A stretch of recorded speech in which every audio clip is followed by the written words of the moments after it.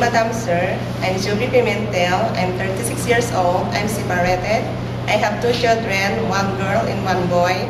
About my work experience, I work in abroad for 7 years in Kuwait.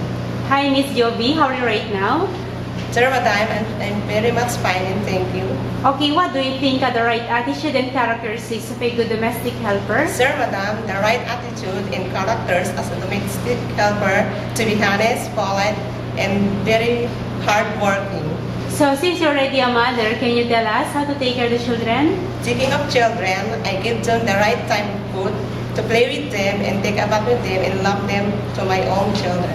So, what if you committed a mistake and the employer scolds you? What will you do? Sir, Madam, I'm sorry. I never do that again for my mistake. So, what is your last message or promise to your future employer? Sir, Madam, I promise to do everything in hard for me that I finish my 2 years contract and I do my best to stay with you to be a good domestic helper.